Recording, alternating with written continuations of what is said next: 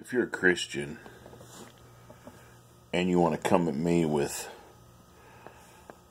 stuff like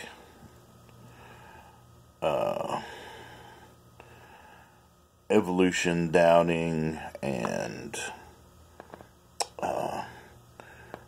you can't have any good ethical behavior without God, you want to use arguments like that to try to prove that your God, Yahweh, exists. I'm not even going to address those sorts of questions, because if you're going to talk about a specific God, like Yahweh, the God of the Bible, you're not just talking about, there has to be a God because of evolution being stupid, or ethical behavior can't exist without a God.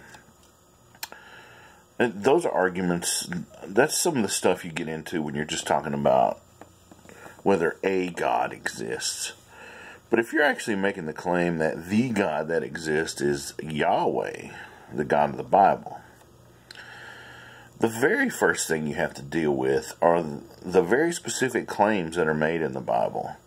Things that Yahweh said and did and commanded, and the powers that he gave Jesus to do the things that he supposedly did. I'm not going to sit here and be like, we're going to debate whether or not Yahweh is real, because without Yahweh there wouldn't be any right and wrong. No, I'm not even going to go there. I'm not going there. The very first thing you're going to have to do if you're a Christian and you're claiming the whole Yahweh thing is we're going to have to talk about Jesus walking on water. We're going to have to talk about burning bushes that burn and don't burn up and talk. We're going to talk about talking donkeys. We're going to talk about making water to wine. We're going to talk about dead people coming back, like in Matthew 27, 52 and 53, where Jesus dies on the cross and dead people come out of their graves and they walk to Jerusalem. We're going to talk about fish and bread feeding the multitudes.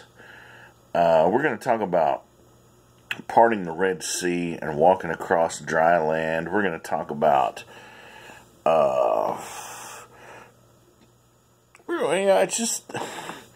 that's the stuff that, if you believe in the God of the Bible, those are the things that you need to prove first, before you even go to all this other stuff that evolution is hokey and saying, oh, you're saying something comes from nothing, and all these goofy arguments like without a God there could be no right and wrong and blah blah blah. I'm not even going there. I'm not even going there. If you come at me as a Christian and you're talking about Yahweh, the God of the Bible, we're gonna talk about walking on water first. We're gonna talk about walking on water and how ridiculous that is.